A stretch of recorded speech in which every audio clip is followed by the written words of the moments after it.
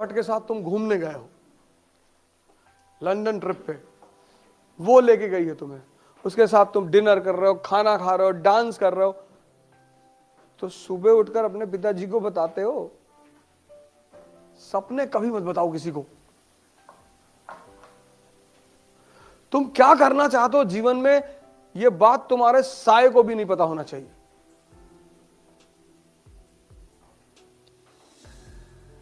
क्योंकि दुनिया एक चीज के लिए तैयार बैठी है, डिस्टर्ब करने के लिए।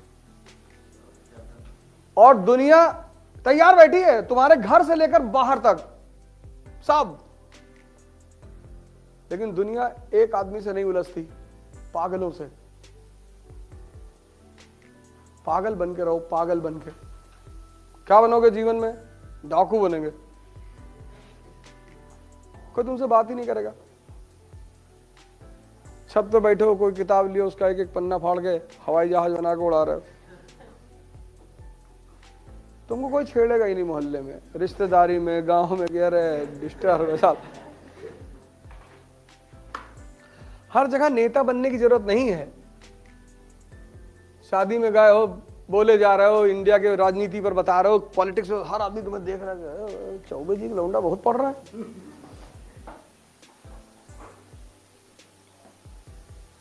इस दुनिया में हर आदमी तुम्हें डिस्टर्ब करने के लिए बैठा हुआ है। अपनी सपने किसी को मत बताओ, अपनी महत्वाकांक्षा किसी को मत बताओ, बताओ ही मत, मस्त रहो अपने में। सूरज सुबह नॉक थोड़ी करता है, जब वो चमकता है तो दुनिया खुद ही उसकी तरफ देखती है। अब जब तुम्हारी शादी हुई, या तुम्हारी गर्लफ्रेंड है, या बॉयफ्रेंड है, या तुम्हारा कोई बहुत पक्का दोस्त है, अच्छी चीजों को कभी समाज में एक्सपोज मत करो।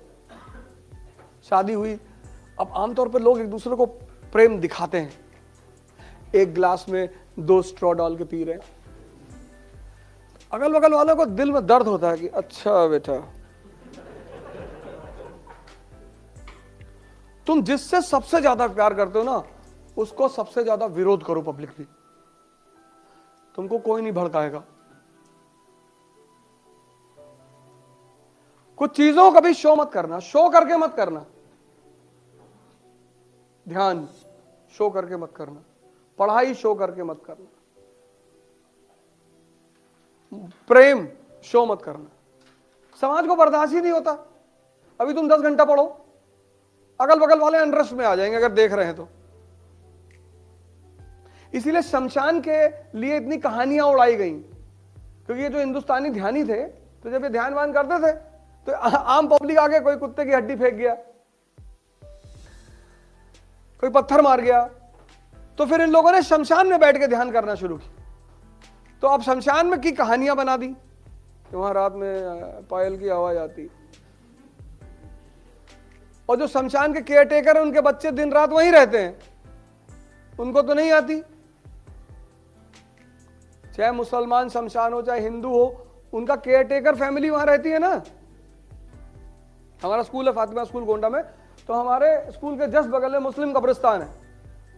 तो जो कब्रिस्तान के केयरटेकर थे, उनके बच्चे उसी कब्रों पे खेलते थे। तुमने एक बार उस केयरटेकर से पूछा, मैंने कहा भाई साहब आपको डर नहीं लगता? बोला भैया डर तो जिंदा आदमी से लगता है, ये तो सब बेचारे मर गए।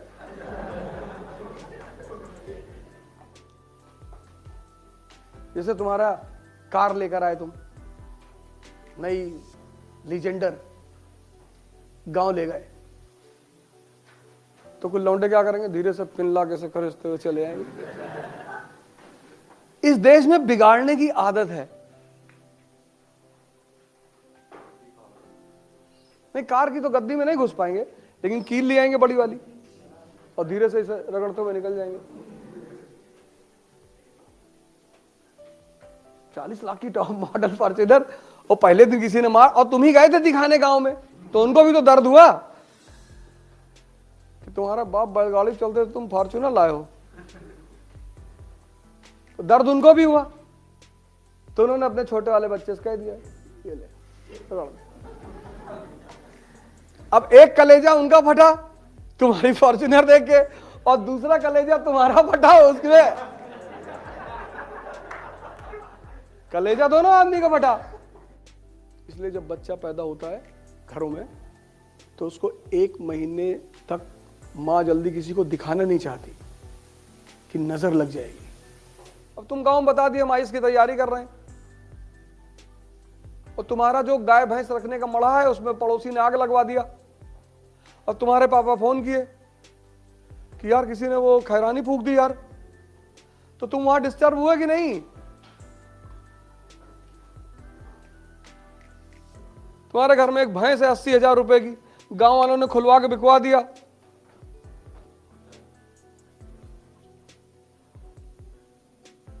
तुम अपने घर में गांव में कुछ मत बताओ, तुम्हारा घर बड़ा सुकून से रहेगा। हमारा एक स्टूडेंट है,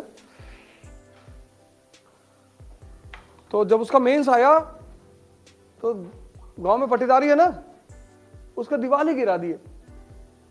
ये दीवार अभी अवैध जमीन पे बनी है। उसके भाइयों को मारा भी सब। वो बेचारा भागा बनारस। मुर्दों का कोई दुश्मन नहीं, तुम मुर्दा बन के रहो। अगर मुर्दा जा रहा है तो कोई गाली देता है?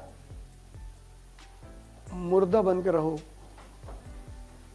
पता ना चले किसी को कि कर क्या रहे हो। गाना छोड़ दो, किसी से मत बताना कि मैं आईएएस की तैयारी कर, बताना ही मत।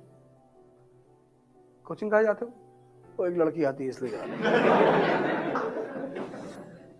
जिंदगी में कभी तुम ये मत दिखाना कि तुम बहुत सीरियस हो, सब तुम्हारे पीछे पड़ जाएंगे ना, रिश्तेदार, रिलेटिव, नेबर, सब। लोगों को एक दिन ऐसे ही सुबह उठे और पता चले 10th रैंक आई इसमें, नाम चेक किया, तुम्हारे पापा का नाम चेक किया, गांव देखा, भागे तुम्हारे घर की तरफ, और तुम कह दिए कि हम तो शिरडी टेम्पल में जाते थे तो फ्री में जो है वो सब क्वेश्चन में दिखाई पड़ गया हमको सपने में।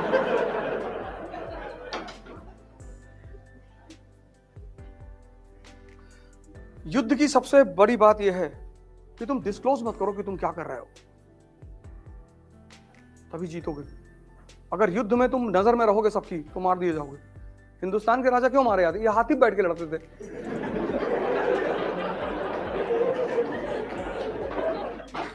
इनका मेन वजह यही था। पहला बैटल ऑफ पानीपत क्या है? इब्राहिम लोधी हाथी बैठा हुआ है। जब सब बजाज सुपर पे बैठे हैं, स्प्लेंडर पे बैठे, तू भी बैठ। अब जो आदमी बैटलफील्ड में हाथी पे बैठा उस पर निशाना लगाना कितना आसान है। हिडन करके रखो अपने आप को, हिडन। पागल बन के रहो, पागल। उल्टा करके अखबार पढ़ो कि लोग समझ लें कि पूरा पागल है, इससे तो कुछ हो ही नहीं पाएगा। तुम थोड़ी सी इज्जत पाने के चक्कर में, थोड़ी सी, बहुत थोड़ी सी, और सिर्फ थोड़ी सी इज्जत पाने के चक्कर में नहीं कि लोग मुझे गाली ना दें, इसलिए तुम बता देते हो कि मैं आईएएस की तैयारी। देने दो गाली, देने दो। वो जो लोग तुम्हें गाली दे रहे हैं ना, जिस दिन तुम्हारा सिलेक्शन हो जाएगा, पहले लोग होंगे तुम्हारे घर भाग के आएंगे रोते हुए कि भैया ये खुशी के आंसू है, अब पता है। और तब तुम अपना हिसाब करना कि तुम्हारी शक्ल है ना कुत्ते की तरह, कहेंगे हाँ अम्मा भी यही कहती है।